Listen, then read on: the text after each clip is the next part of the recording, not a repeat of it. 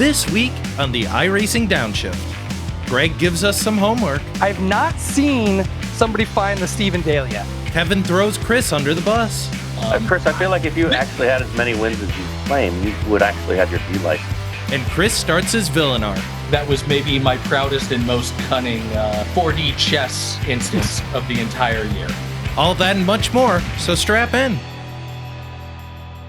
Welcome to the iRacing Downshift. I'm your host, Greg West. I'm back with the boys, Kevin, Baba, and Chris Leone. Holiday show! We did it. We're here. All right, we made it. This is the build show, the holiday show, the New Year's show. 1 week delayed, by the way. The Chris is technically on vacation, so it'll be more unhinged than usual show. Yeah. The one Cisco who's going to edit this is, I think, on vacation, but is in the sound room today. Today's my last day, Greg.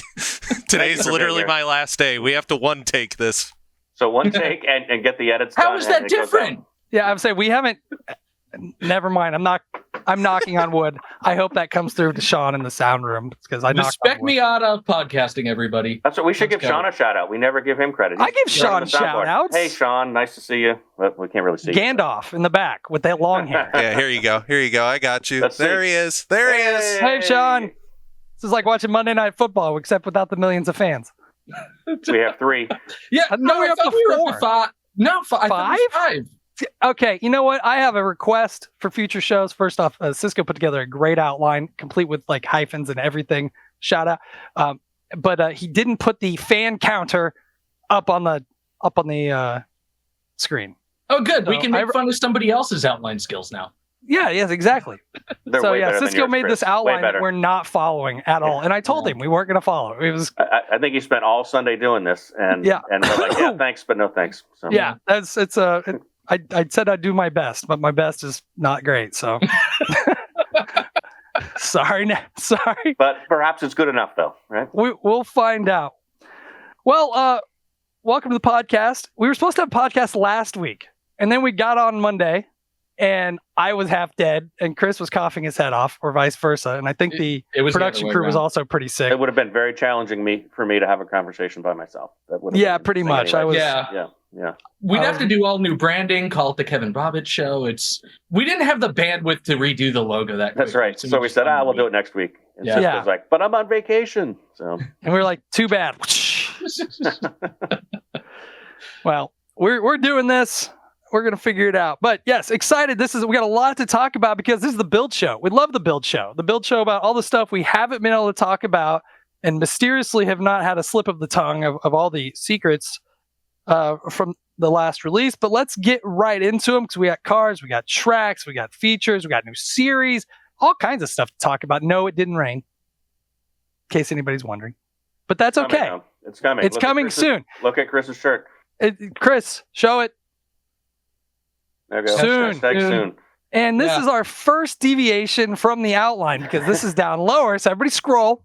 And we're in section 1 and we're already off the rails. Excellent.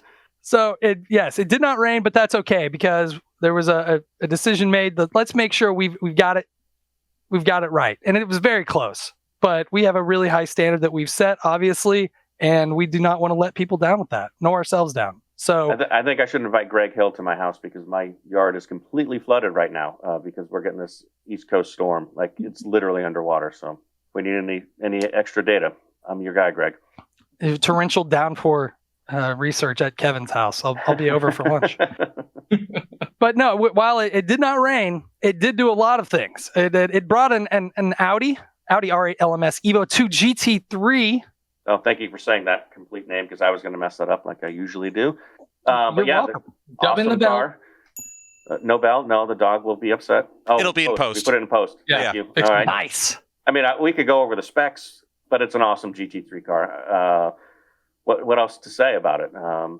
Proved to be pretty popular already. V10 sounds great. Sounds good. I mean, sounds real good. Yeah, I mean, who knows? V10s are probably not going to be around forever, right? So it's nice to have a proper sounding motor these days. So get why the getting's good. That's right. That's right. Yes.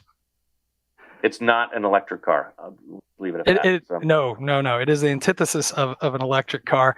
But all over the service. We've got it in a couple of GT3 series. We've got it in IMSA. I bet you see it in some sort of Nürburgring-centric series, that comes back for 2024.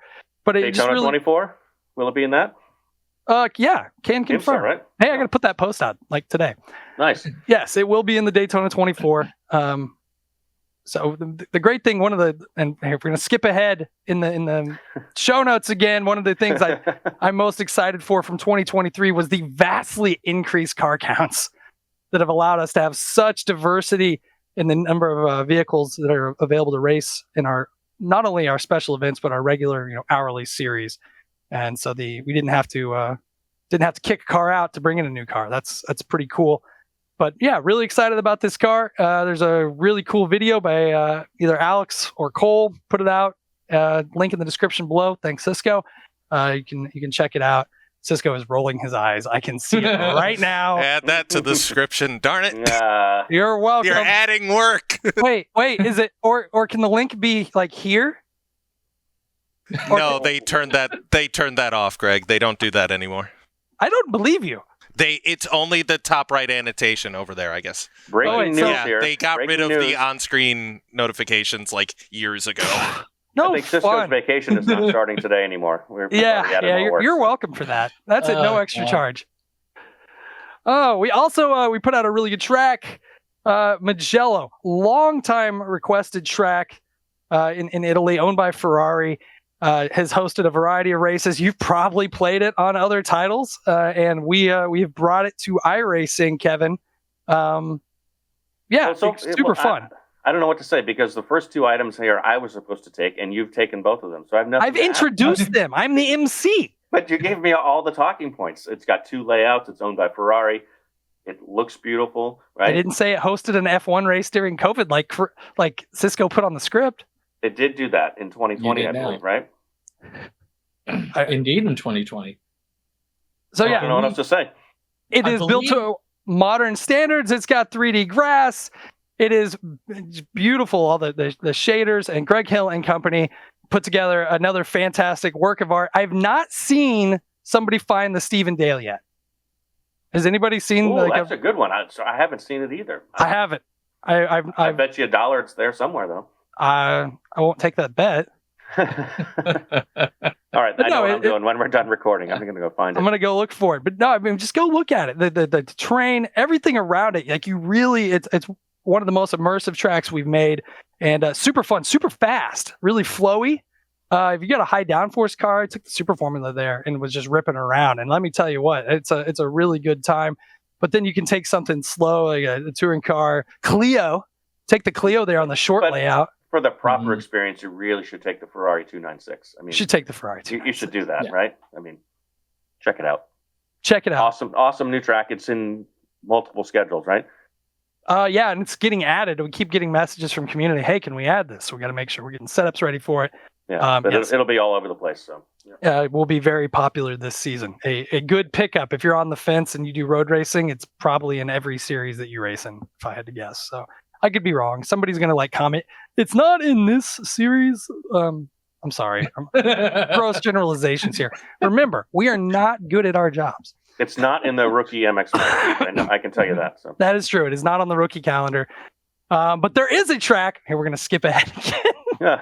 Oh, no. There is a track on the rookie calendar that got nice and beautified this build. Okayama International from Japan.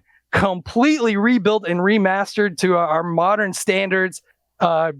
Absolutely amazing. If you look, it's like go find some videos using Okiyama from or look at your screen. Or look at your screen. I was going to say, look at the old one. Now look at the new one. No, don't look at the old one. Just look at the new one. It looks amazing. See how pretty it is. But it also has 3D curbs. 3D curbs. And foliage. And foliage. And look at I'm just watching this. Look at once again, it's the trees, the mountains, everything. It just has really come to life. The wizardry of Greg Hill's art crew, what they have figured out and the advances they've made in the last year are magnificent. And we're seeing it with both the track, or with all of the tracks, not both, that we put out this build cycle. But yeah, ton of fun. Get up on the curbs in a GT kart. Try to stay away from them in an open wheeler. Pro tip, just throwing it out there. It definitely changes the the driving experience. In the old curbs, you could try to hook the penultimate corner, hook that right front over it, and really pull yourself around. Yeah, that's a roll of the dice with 3D curbs because there are these things called consequences. What are those? But the best part of this track is it remains part of the base package. So That's the everybody best can part. race it. So, and it will be on a ton of schedules because of that. But yeah, go and grab an MX-5 or a Formula V or whatever, and go rip around in it, and no additional cost if you're a member. Or an Audi, like we're seeing on the screen. Or an Audi, but that does, that is a premium piece of content. I'm saying everybody can experience Gotcha. the updated base package. Sounds good. Yes. All right, now scrolling back up on your outlines, everybody, is Greg's guided Back to tour of page Cisco's 1. outline. Slinger, wild track. Chris, take it. Yes, I have been running Yes 2 sessions at Slinger multiple times a week. World's fastest quarter mile oval. It's not just a nickname, it is reality. The first quarter mile lap under 10 seconds was turned at this track. Home track to a lot of fantastic drivers, including our own Ty Majeski, NASCAR legend. I don't know if he's a Hall of Famer yet, Matt Kenseth, but he will be if he isn't. Alan Kulwicki. A lot of you all will know it from the Slinger Nationals, which, as Cisco has noted, Mr. Matt Kenseth has won 8 separate times. Ty won the most recent one, though. And oh, look, figure 8 racing. We have multiple figure 8s on the service now, joining Irwindale. Chris didn't even know this was an oval track. He just thought it was a figure 8 track. Well, it's funny. There's actually an over-under figure 8 and off-road, but I won't give the development team any ideas. 33-degree banking, though, in those corners, so it's a little hairy if you're not used to it. But yeah, Slinger Nationals, as we mentioned, and as many people have been pushing for us to do a deal with Superstar Racing Experience. SRX also heads here, and that I'm sure will be very popular when that car finally hits. I'm sure a mainstay of those schedules. So, but yes, it is my new favorite figure 8, as Cisco has put in the outline. No jump in this one yet. Yeah. And not going to say we haven't tried it. Wow, that's a big hit. I just saw on screen. Yes. Yep. This was one of the Yes 2 sessions. I am glad that Alex Horn chose to film this one because I won this race. You won a race? Is that your first win ever on iRacing? Number 1? No, I have many against wins. AI. Well, yes. See, if you can see there were 30 Formula Vs and they're all yellow and black like Hornets. We call that our swarm of bees AI roster because all the names have like bees in them. Like one of them's B Arthur, one of them is the BGs, etc., etc. Chris, I feel like if you actually had as many wins as you claim, you would actually have your D license by now. Oh, look at that bus! You got thrown under. There is a nice new bus model at Slinger, by the way. Yeah, which Chris is way under it at the moment. Yeah, can we get the? I'm checking out the exhaust pipe. Everything looks pretty clean under here. We should get that drivable. But yeah, no, I lost the lead in the final lap, and then I took it back again because I don't know who got wrecked by one of the bees, but shout out to I don't remember. I was gonna reference it on here if it made it to the show, but it's okay. I'm on vacation mode, so my already diminished podcasting skills are less than 0. Chris started preparing for the holiday early, is what I'm hearing. Yeah, well, that's when I built that AI roster. Was last year's sabbatical, if you will. So that's pretty cool. I need you to share that with me. I will take you up on the bees. The bees. It's a great roster. We also like to put it on iRacing Super Speedway and then run the COTs with them. It's a great reflex test. Oh my gosh. Yeah. Other nice things about Slinger, it is enabled for night racing as well on that video by popular demand. And what's really cool about all of the tracks we put out, they're all AI enabled. So even if you don't have an official race you want to get into and don't want to set up a hosted, just go race it with the AI and anything you want. Yeah, go check them out. A lot of really good stuff. Slinger's insane. I'd seen pictures of it. I'd watched a couple YouTube videos and jumped in the super late, did an AI race, and I was converted. I understood why people wanted Slinger because it is fun and it is fast and it's ridiculous when things go wrong. All right, moving on. We also huge feature update or huge project we've been talking about for a while now. Oval Refresh Phase 1 released, And it has been really, really cool, Kevin, seeing some of the reaction. Yeah, super positive on social. So people seem to be enjoying it, getting out there racing. Kind of a new life on oval stuff, right? Really bringing it to life. So awesome to see. I think there's more work coming, right? It's phase 1, so that implies there's a phase 2. So the guys are still working on it. The team is. So anxious to see what else we can come up with.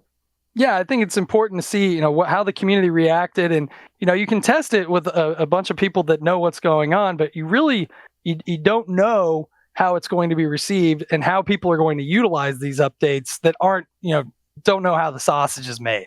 So we've been watching really, really closely. I know Tyler Hudson, Travis Sullenberger, and Steve Reese, were the three main architects on this, and they look like they've done a really, really good job.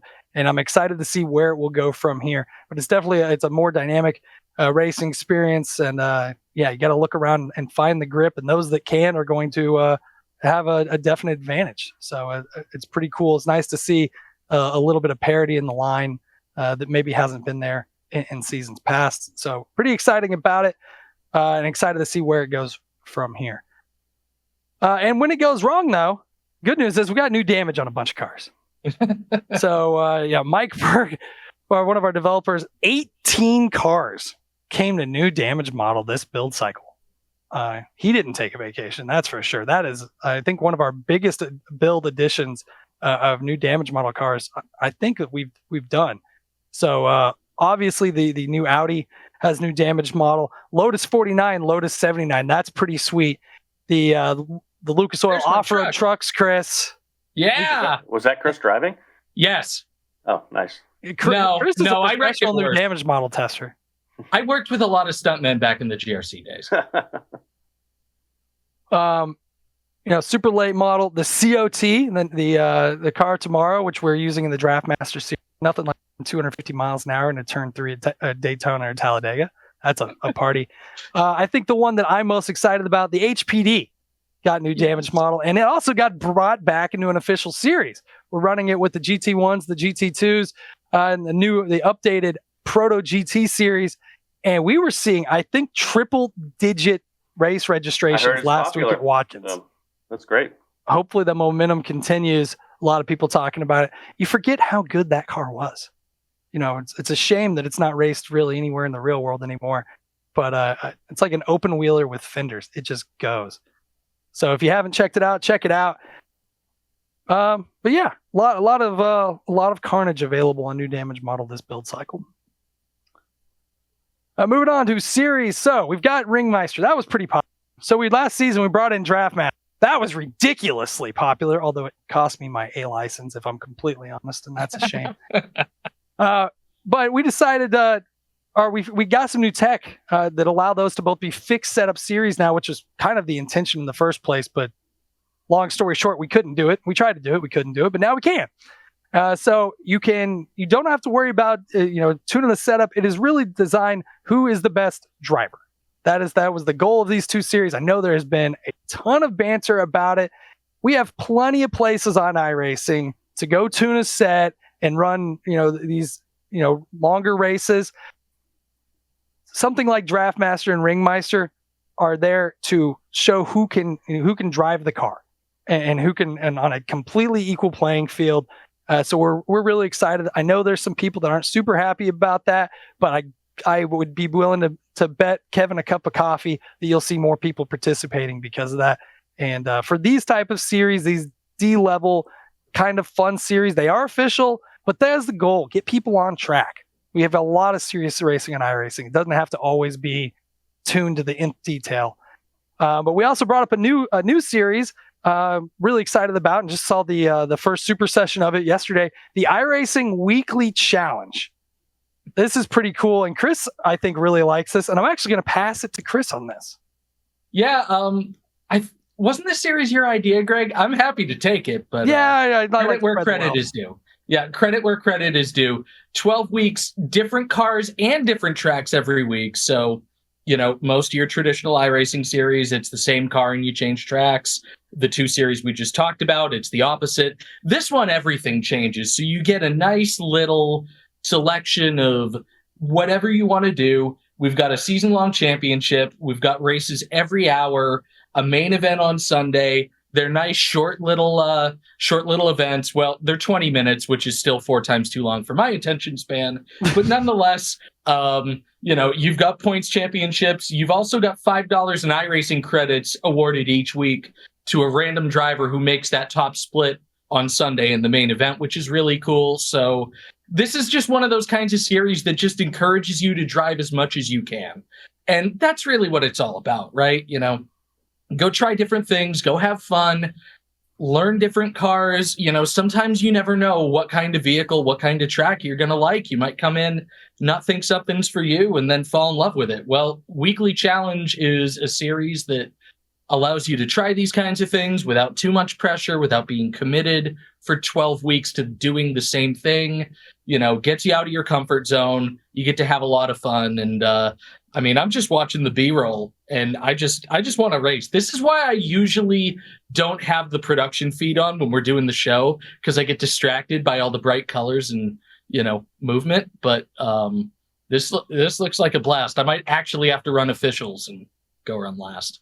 Yeah, I'm pretty excited about this, and you're right. I was one of the, there was a lot of people involved in this. We had a lot of people in the back end working on the tech to make it so that have been really open-minded and with these new and kind of crazy ideas, sometimes a little different from what we usually do at iRacing. But the tech to enable these series like this to work is pretty exciting. Last week it was GT4s at Laguna Seca, a lot of participation. This week I think is going to be pretty big because both the cars are base package content. You got the FF1600 at Oulton Park, the island configuration.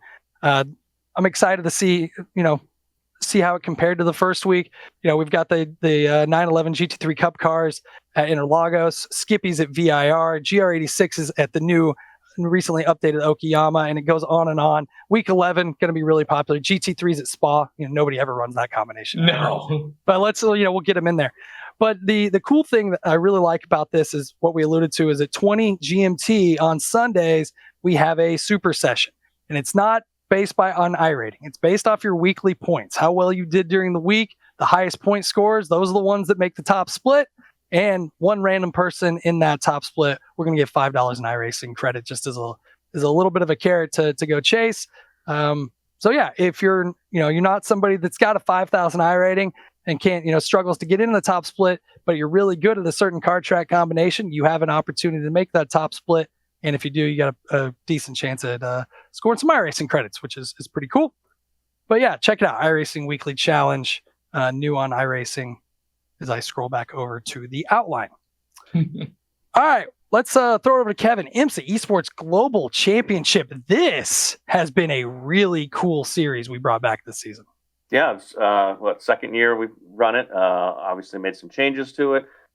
It got bigger and better. The finale, we're showing some wrecks already, but the finale was this weekend. Cisco, Drew, Sean, the whole team did a great job on the broadcast. Great viewership. Really fun race. We did some different things with some races going into night, some races coming out of the night. I think they look spectacular. Had lots of the big name esports drivers involved, manufacturers involved. Even ran a kind of support race for the season finale in the GT4s. This weekend, we'll probably do something similar next year, yet to be decided, but I think IMSA was pretty pleased with it. It was on their channels. It's just a fun race to watch, right? And it was pretty cool to be kind of late in the season, not a lot going on. One of the weeks, funny story, I was watching it, just had it on my TV, had Twitch on my TV, and my wife was doing something, and she's like, I didn't know there was a race on this weekend. I'm like, yeah, that's iRacing. She's like, really? So the broadcast quality was great. Racing was great, and hope to bring that back next year. Yeah, and it's really cool. The finale at Daytona is a little bit of a preview of the Daytona 24 coming to iRacing in January, our biggest special event of the year. And actually, for those of you curious, special event calendar is out. We've added to it. It's our biggest year of special events. There's the standard torchbearers, such as the IMSA endurance races, Daytona 24, Sebring, Petit Le Mans. But we've also expanded. We've got a couple of fun ones, including the MX 500, Chris. Right out of Yes 2, not really. No, more right out of Moonhead. Before we get into that, I do want to say thank you. I have been pushing you for years to move Crandon closer to the real world date on Labor Day weekend, and you made it happen this year, so I can't thank you enough. But oh god, the Martinsville MX500. Yeah, this was iRacing turned real world, turned now iRacing again. Because leagues had done this, Moonhead in particular had kind of turned the MX5s on Martinsville into a thing. I know they do a toy drive for Toys for Tots every year and an endurance race. Some people saw it in the real world, said, hey, that might actually be a fun thing. You know, the MX5 might work here. So we had a real world test. I think, Dale Jr. was there, Bobby Labonte was there, a few other people were there, drove it. So that was pretty interesting. And yeah, as you mentioned, you know, we were looking to add a little more fun to the special events calendar. I know that we do our annual MS Society charity event that's already also a fun one, but wanted to have a couple other things in there. So the MX500 comes to life this coming summer. So yeah, I might actually have to run that one too. Yeah, the MX500 is going to be a ton of fun. The MS charity race is always our memeiest of special events, and we're putting together something that should be a little off the wall but fun for this year. We added an IMSA. Oh, go ahead. I was gonna say, is the MX500 team or solo? I couldn't remember. That one it's listed as solo. Okay. However, I mean, we could I don't make know. a team. We'll there's find a team out. right here. The podcast special. I think we could do this as a team. What do you think? Well, don't start me in the car if we're doing that. If you either unlimited of you resets. Okay, you fine. get one. Fine. We get one reset for that event. All right. So yeah, it keeps it from being too memey. And just for clarification, it's 500 laps. It's plenty. We don't need to go 500 miles at Martinsville. Yeah. 500 laps is still plenty of time. We also added IMSA endurance race, the 6 hours at Indy. So it's 5 IMSA special events this year. Yeah, a lot of fun. You know, the regular returning. We have the FF1600 Festival presented by BRSCC. That was really a ton of fun. Runoffs are back. The SCCA runoffs, and that will go back to Super Sessions now that we've got this updated Super Session. And at a new track, right? Road America this time. Yep, and at Road America. So, ton of fun. But yeah, looking forward to that. And once again, we're off the outline. But sorry, Cisco. Yeah, it's fine. Yeah, it's fine. More editing. Yay. Yay. Just call it our Joker lap. We took a few. Yeah. We're probably disqualified. Yeah, that usually well, I don't know. Sometimes I run races in Yes 2 where we do a bunch of them, and it just really throws off who wins. So you got to play with race formats. That's that's what we're doing with Weekly I have Challenge. been playing with race formats. Yeah. Ringmeister, Draft Master, Weekly Challenge. I have so many Week 13 series to submit to you in mid-January. Send them over now. I gotta build that stuff. Okay, well, maybe one of them will make it. All right, let's flip it over to Chris. We're actually keep it with Chris. World of Outlaws, Thrustmaster Sprint Car Series. Yep, and I actually have my notes queued up. We are recording this Monday morning, so Monday night is the last race of the calendar year in Knoxville. It'll be off a couple of weeks, and then the series will come back January 8th. But it's been an interesting season so far. Opened up pretty to the script where multi-time champion Alex Bergeron took a couple of victories. It has not quite gone his way since, has missed some features, has had some bad luck in some features. It's actually Ryan Avila up at the top of the points by 14 over Aiden Forrester. Neither of those guys has won a feature yet. As a matter of fact, none of the top 7 in points have actually won a feature yet. So going to be a really interesting second half of the season and to see how that all kind of shakes out. You know, some series they reward wins, some series they reward consistency. This is a series that rewards consistency. You have to be in that top 20 and make those features every race, and you definitely need to try to finish in the top 10 as much as you can throughout all of those events, because if you don't, it's very easy to fall out of the certainly the top few spots in the points, but sometimes even the cut line. I mean, Bergeron's got 2 race wins. He's pretty safe in 8th, but Kenny Miller, usually we take 15 and give them the licenses for the next year. Kenny Miller's gone back-to-back as of recording, and he's still only 13th in points. So, you know, you can hit home runs, but you're better off being that consistent 320, 330, 340 hitter if you want to win this championship and if you want to take home the lion's share of that $25,000 prize. That's a baseball analogy for our European listeners. Also, if you're a 320 hitter, you're a Hall of Fame. Well, that's usually what Alex has been, and he's got how many championships in this series? More I feel than like one. Greg Popovich. Not one, not two. Yeah. Sorry, now I'm switching sports on you. Yeah, Yeah, I'm this is very on confusing. Basketball. the basketball. Yeah, it's crazy.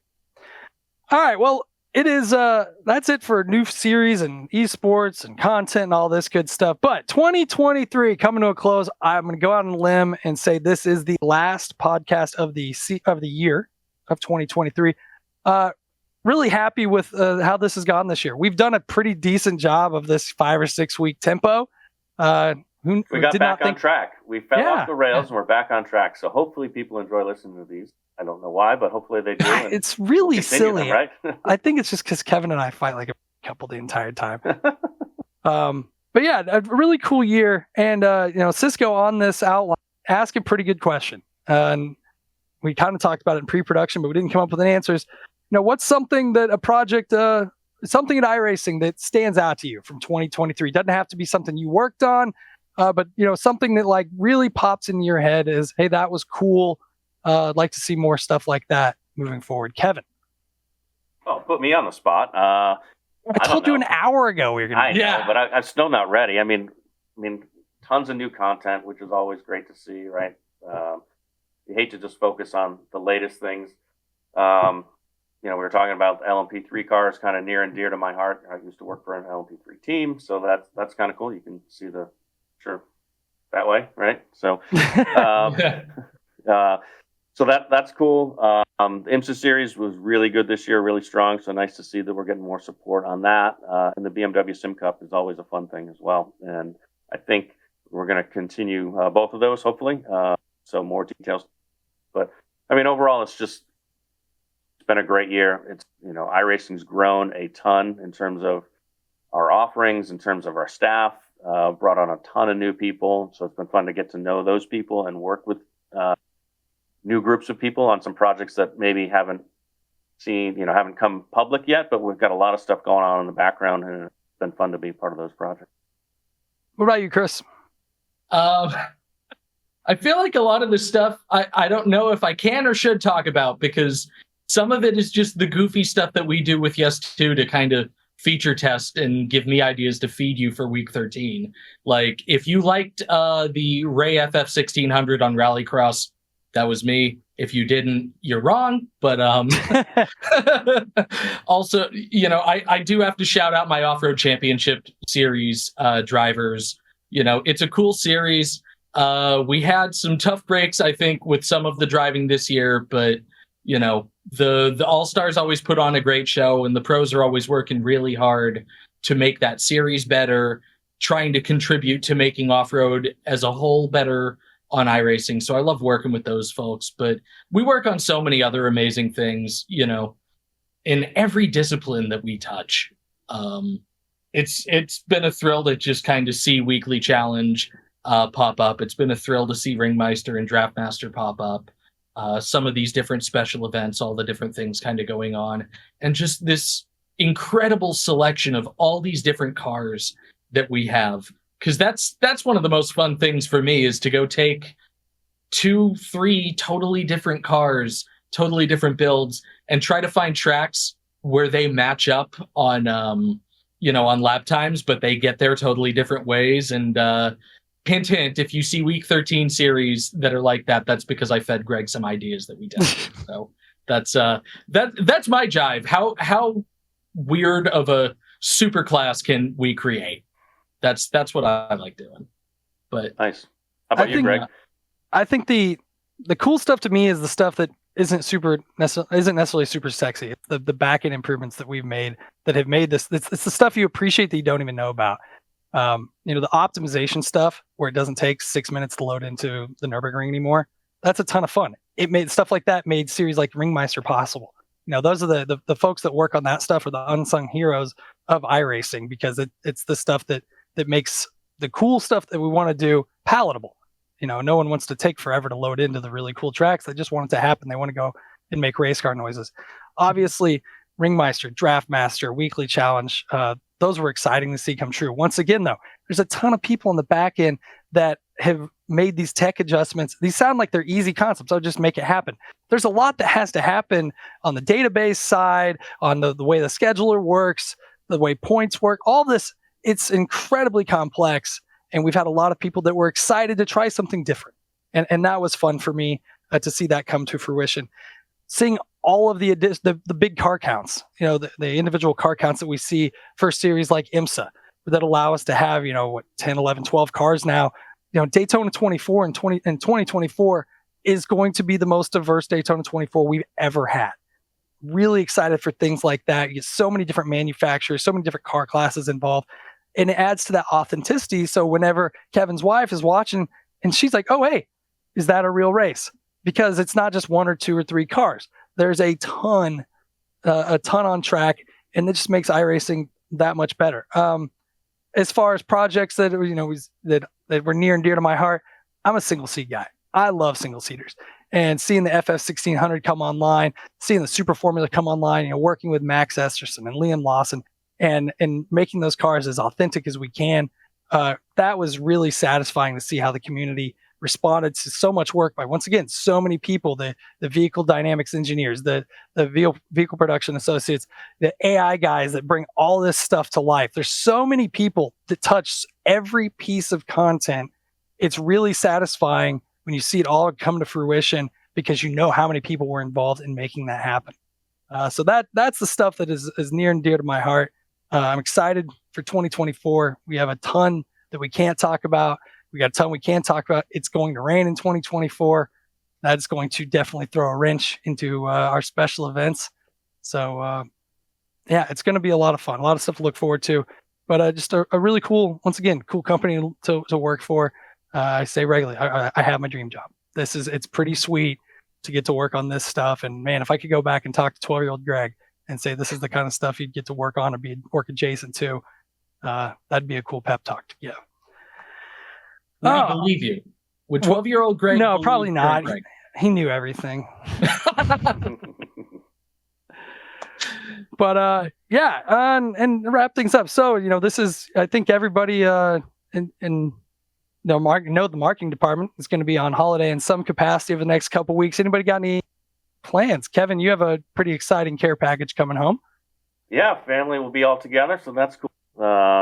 Connor's home from college already, and Ryan gets home. He's on leave for a couple of weeks, so I pick him up this afternoon in the pouring rain down in Boston. 5 o'clock traffic? Yeah, it should be great. No, but I'm looking forward to having everybody home. I'll be around. I'm taking a few days off, but I'll be around. So we'll still be pushing things out and hopefully interacting with the community over the break, because I know that we're actually pretty busy race-wise. A lot of people have time off. So there'll be a lot of races going on. Don't feel like iRacing's shutting down. There'll be plenty of people on staff making sure things are working well and all that. So, you doing any racing? You gonna get a little wheel time in? I'm gonna do some racing. Yes, I absolutely. To get ahead. That's part of my New Year's resolution. But I'm gonna start doing more iRacing. I've got to get back on board with Nim's staff challenge. So he's changed the whole point system. So I feel like there's a slight chance that I won't come in last with the new point system. So that's going to motivate me. So I'm shooting for second to last this year. So we'll see how that. Everybody's got to have a goal, right? Yeah. Yeah. Well, see, I always stack a bunch of vacation days at the end of the year, and I joke that it's because I'm incompetent at managing vacation days. But really, it's because the biggest Yes 2 race of the year is between Christmas and New Year's, and it's one of the enduros that we do that's multi-class off-road at Crandon. So really, I'm taking all that time off to prepare to go get my butt whooped in that. But no, that's kind of my biggest thing. I think your vacation at the end of the year really is just lack of planning, because every year you're like, oh, I got to take some time off. Yes, no. You do. No. So you see, sometimes these things are just a cover. All right. And I've got to tell a story about the white elephant gift exchange that we had at the Christmas party, because I got one over on Drew. and nobody believed that I would have planned it this way. But here we go. So I was pretty late in the order. Drew was towards the very, very end, but there is a Zonk gift, if you're familiar with Let's Make a Deal, and Otto pulled it as the very, very first gift of the exchange. So I get in pretty late.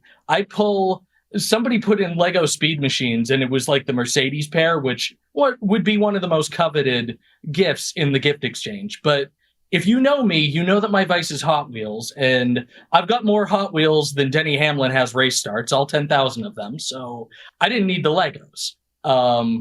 I saw Steve Myers light up when he saw the Mercedes, because he had pulled the McLaren ones, and I just sort of said, yeah, I'll earn some brownie points here, and I'll switch with him. Cisco comes up next and pulls a tablet reader, which I wish I had brought in, because it's actually a nice little tablet reader. It's cushiony. It's got a nice little storage compartment in the back. Cisco swaps with me, but Drew is towards the very end, and it doesn't matter what Drew pulls, whether it's a good gift or a bad gift. He's going to pull the Mercedes, from Steve, because, it's a Yankee swap. You can steal gifts from people. But Drew, in doing that, drew attention to himself. So when Otto, who drew the bad gift at the very end, gets the opportunity to now switch with somebody because he kicked it off, Drew got stuck with the Zonk gift. So if you ever see Drew's office next year, it's going to have a bunch of goofy photos all framed all over it. And that was maybe my proudest and most cunning 4D chess instance of the entire year. I am so proud of that, Drew. I got you, dude. I think everybody was happy that Drew ended up with the gift. Yeah, that was pretty funny. Was that as good, though? Because as you brought up, Chris, Otto drew the goofy gift the first time out. He's the one who came up with that originally, and his reaction to landing it was probably the highlight of my entire night that night. Oh, sure. Yeah, no, it was a great reaction. But again, that was actually the best possible outcome for him. By having the first gift and drawing that first, you've got the entire playing field to look at now. You can go get whatever you want. And whether you want to use that to just get the coolest gift, or whether you want to use it to spite the person who was 30 decibels louder than everybody else in the room, the choice is yours. The world is your oyster. And he chose option B, and them's the breaks. Moving right along. Well, thanks for listening to this episode of the iRacing Downshift. Don't forget to rate, review, and subscribe on Apple Podcasts, Spotify, and anywhere else Chris has put this thing. For Kevin Bobbitt, Chris Leone, I'm Greg West. Happy holidays. Have a safe New Year, and we will see you in 2024.